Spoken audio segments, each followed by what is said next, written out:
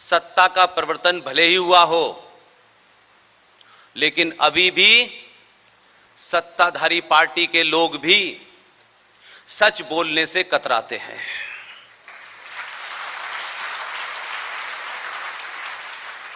इसलिए सत्ता का परिवर्तन राष्ट्र का परिवर्तन नहीं होता। सत्ताएं बदलती हैं, नई आती हैं, विचारधाराओं की नई नई दुकानें खुलती रहती हैं, लेकिन राष्ट्र पे कोई फर्क नहीं पड़ता है। मैंने जब यहां अभी शब्दों का हेर फेर देखा जो मुझसे बर्दाश्त नहीं होता है। आज भी हम जब कश्मीर के बारे में अपना गाना गा रहे थे, आयोजकों से माफी चाहता हूं, क्योंकि मैं ऐसा कोई पाप करके यहां से नहीं जाऊंगा कि मुझे मेरा ज़मीर इस बात के लिए सवाल करे कि मंच पे कुछ बड़े लोग बैठे थे तो आपने सच बात नहीं बोली। कश्मीर के गायन में कहा गया, दुष्टों के कारण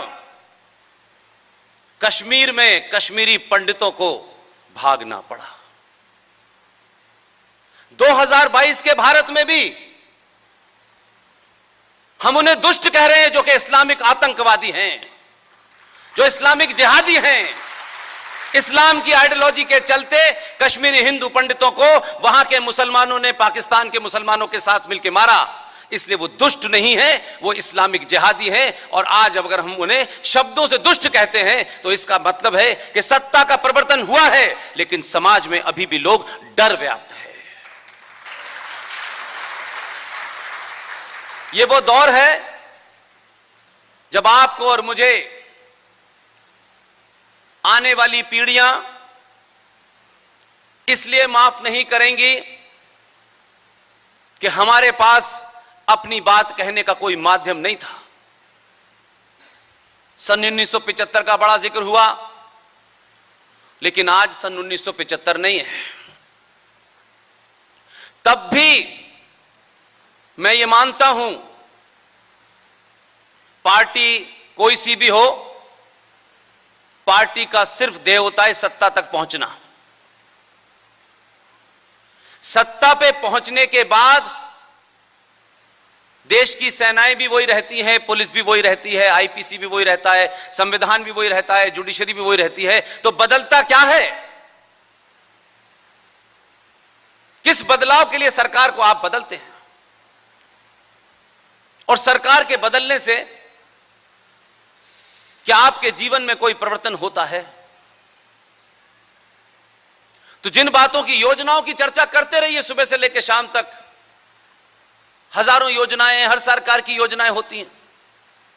न मुझे सरकार में इंटरेस्ट है, न योजनाओं में इंटरेस्ट है। मुझे इसमें इंटरेस्ट है कि सत्ता पे बैठने वाले शीर्ष आदमी ने इस राष्ट्र के प्रति क्या अपनी जिम्मेदारी निभाई है। इसलिए सच बोलिए, और सच में अगर अपने भी आड़े आते हैं तो उनको भी एक्सपोज कीजिए। इसलिए आज वो अपने हैं तो उनकी मीठी मीठी बातें आप सुनना चाहते हैं, लेकिन जो कुकर्म उन्होंने किए हैं उसके बारे में कोई चिंता नहीं करता, कोई बताता नहीं है सार्वजनिक। क्योंकि बताने से टिकट कट जाएगा, पार्टी का पद नहीं मिलेगा। पार्टी और सरकार बहुत छोटी है राष्ट्र के सामने, बहुत छोटी है राष्ट्र के सामने।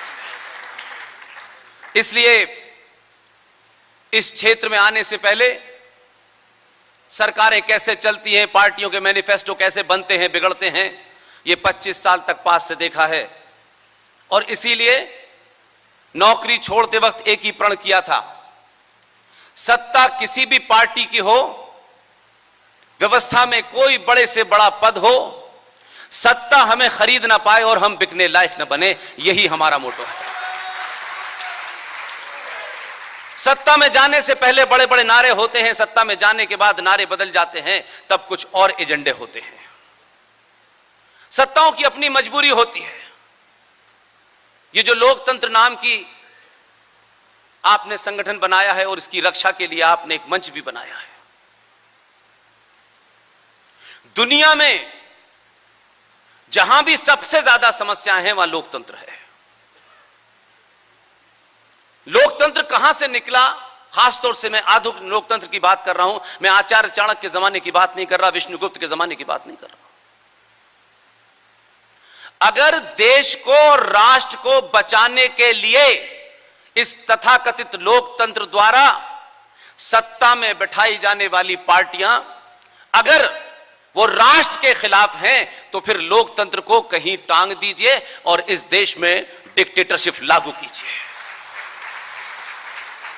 हमें सुनने में बहुत अच्छा लगता है, लोकतंत्र बहुत अच्छा है, लोकतंत्र के माध्यम से यह इस देश की जड़ में लोकतंत्र ने मट्ठा डाला है,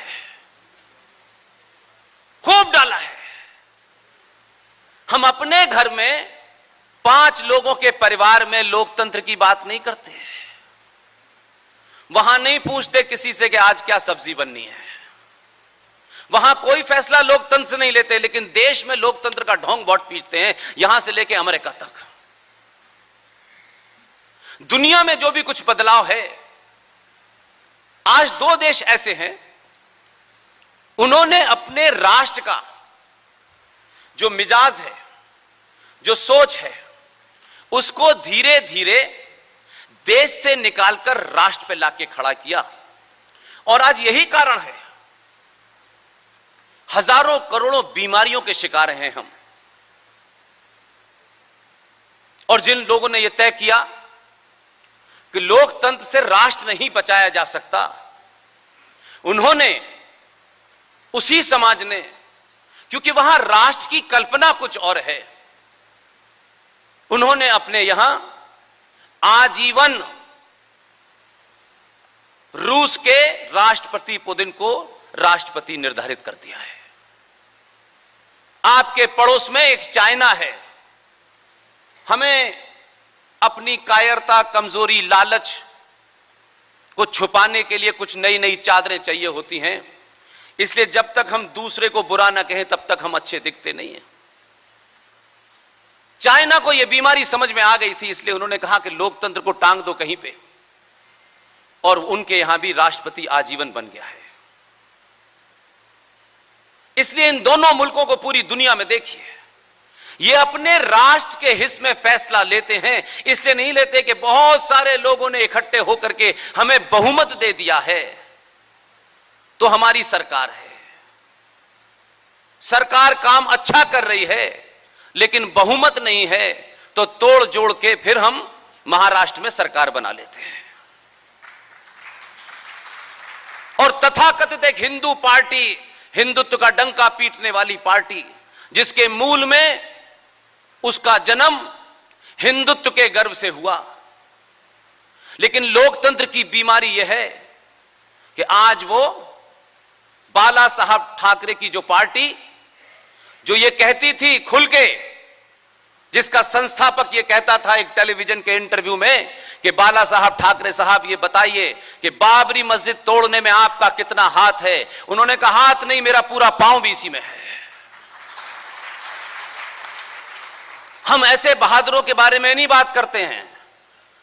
आज लोकतंत्र की इस बीमारी के कारण वो पार्टी पूरे महाराष्ट्र में अजान का कंपटीशन करा रही है, क्योंकि उन्हें कुछ मुसलमानों का भी समर्थन चाहिए। ऐसे आइडियोलॉजी बिक जाती हैं, पहले भी बिकी थी हमारे यहां। हमारे यहां के लोगों ने भी इस्लामिक विश्वविद्यालय खोलने की दिल्ली में बड़ी तत्परता दिखाई थी। इसलिए जब तक आप रूट पे नहीं जाएंगे, संगठन और पार्टियां देश कभी नहीं बचाती हैं। ढोंग होता है कि हम देश बचा रहे हैं, हम ये कर रहे हैं, हम वो कर रहे हैं, ऐसा कभी नहीं होता। जिस दिन राष्ट्र खड़ा हो जाता है उसी दिन बचाव पैदा हो जाता है। सब पार्टियों ने यह कोशिश की मिलके, राष्ट्र जागृत ना हो, हमारा वर्कर जागृत हो जाए, जिसे हम बंधुआ मजदूर बनाकर घुमाएंगे।